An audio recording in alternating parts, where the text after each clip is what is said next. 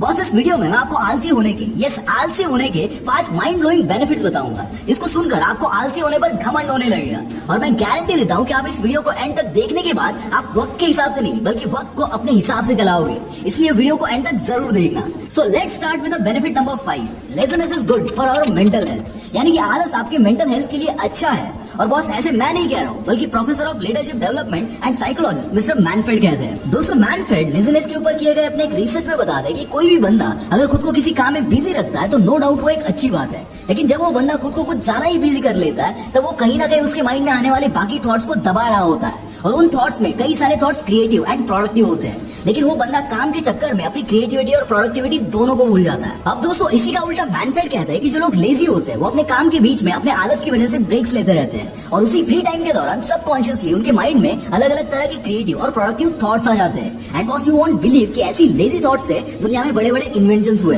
Albert Einstein जब एक बार किसी मैथ्स के इक्वेशन पर काम कर रहे थे तभी आलस के मारे उनका माइंड उस मैथ से हटकर किसी और डायरेक्शन में चला गया, और वहीं से उनके दिमाग में एक थॉट पॉपअप हुआ जिसको आज हम थ्योरी ऑफ रिलेटिविटी के नाम से जानते हैं। इमेजिन अगर आइंस्टाइन को उनके मैथ्स वाले काम से आलस ना आता तो क्या आज हम थ्योरी ऑफ रिलेटिविटी को जानते?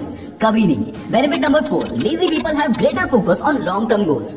आलसी बंदों में लॉन्ग टर्म गोल पे फोकस करने की सुपर पावर्स होती है। दोस्तों जोनाथन स्मॉलवुड जो कि कनाडा की क्वींस यूनिवर्सिटी में एक साइकोलॉजी के प्रोफेसर है, उन्होंने कॉन्शियसनेस एंड कॉग्निशन नाम की एक अपने बुक में एक रिसर्च पब्लिश किया था, जिसमें जोनाथन स्मॉलवुड कहते हैं कि जब हम अपने माइंड को फ्रीली सोचने के लिए छोड़ देते हैं तब हमारा माइंड फ्यूचर और लॉन्ग टर्म गोल्स के बारे में 14 टाइम्स ज्यादा सोचता है as compared to that time जबकि हम सेल्फ डिसिप्लिन होकर बस काम करते रहते हैं। इसलिए जो बंदा आलसी होता है वो अपने बिजी शेड्यूल में से भी कुछ एक्स्ट्रा टाइम निकाल कर माइंड को खुली छूट देता है ताकि नए क्रिएटिव थॉट को माइंड में एंट्री मिल सके। जब एक बार नोबेल प्राइज विनर कारियामुलिस हाईवे पर अपनी कार ड्राइव कर रहे थे तभी उन्होंने कार ड्राइव करते करते अपने माइंड को सोचने के लिए फ्री छोड़ दिया, और तभी हाईवे पर कार चलाते चलाते उनके माइंड में एक आइडिया पॉपअप हुआ, और वहीं से उन्होंने डीएनए फ्रैगमेंट्स को डुप्लीकेट करने का तरीका खोज निकाला। है ना boss interesting? Benefit number 3, laziness can help you to pin focus on one thing at a time. दोस्तों according to science changing task over 10 times a day drops your IQ to an average of 10 points. क्या मतलब है इसका? दोस्तों जिन बंदों को हम प्रोडक्टिव पीपल की कैटेगरी में काउंट करते हैं वो लोग सोचते हैं कि वो एट अ टाइम मल्टीपल काम कर सकते हैं, जो कि दोस्तों बिल्कुल ही गलत है, क्योंकि as per the functioning of human brain जो बंदा at a time multiple task करने की कोशिश करता है उसकी प्रोडक्टिविटी 40% से कम हो जाती है, और वो उस बंदे को लेस एफिशिएंट बना देती है, जो कि आगे चलकर उस सो कॉल्ड प्रोडक्टिव बंदे के लिए हार्मफुल हो सकता है। लेकिन वही जो बंदा लेजी होता है वो एक ही टाइम में 10 जगह पे मुंह नहीं मारता, वो किसी भी एक ही टास्क को उठाकर उसी पे अपना पूरा फोकस डाल देता है और उसे ही फोड़ देता है। इसीलिए आलस के चलते ही सही, लेकिन आप किसी भी एक चीज को उठाकर उसी पर पिन फोकस रह सकते हो। दोस्तों ये मल्टीपल चीजें करने के चक्कर में मैंने अपनी लाइफ में आज तक बहुत कुछ खोया है। Benefit number 2, being lazy helps us to recharge our energy. दोस्तों प्रोफेसर रायन ब्रेंडल और सारा कॉम्पलिन जिन्होंने यूएस के एलेगनी कॉलेज से अपनी पीएचडी कंप्लीट की है, वो अपने एक एक्सटेंसिव रिसर्च में बताते हैं कि day time naps and regular breaks can be beneficial in lowering blood pressure to cleaning your mind. यानी अगर आप अपने वर्क टाइम के दौरान पावर नैप लेते हो या फिर छोटे छोटे ब्रेक्स लेते हो तो आपकी एनर्जी फिर से रिस्टोर हो जाती है and you are ready to work hard again.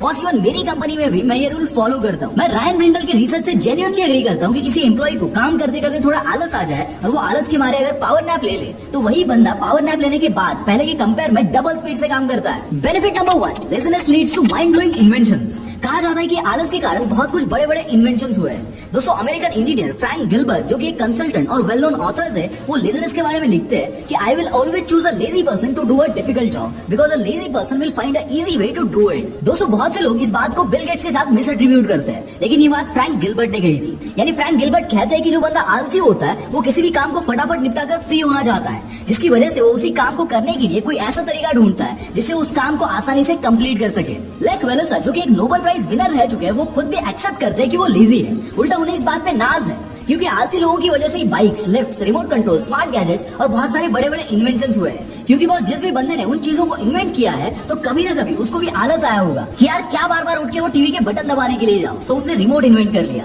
किसी बंदे को लगा होगा कि क्या यार डेली इतनी सारी सीढ़ियां चढ़कर जाओ, तो उस बंदे ने अपने आलस की वजह से लिफ्ट को इन्वेंट कर लिया। और बॉस ऐसे हजारों इन्वेंशन है जो सिर्फ आलस के मारे बने हैं। सो बॉस आज के बाद आलस से भागना नहीं है, बल्कि उसको एम्ब्रेस करके उसमें थोड़ी क्रिएटिविटी मिक्स करके कुछ बड़ा उखाड़ना है, क्योंकि क्या पता आपके दिमाग में कोई ऐसा थॉट आ जाए जो सारा दुनिया को हिलाकर रख देने वाला इन्वेंशन पैदा करे। लेकिन बॉस एंड में आपको एज अ डिस्क्लेमर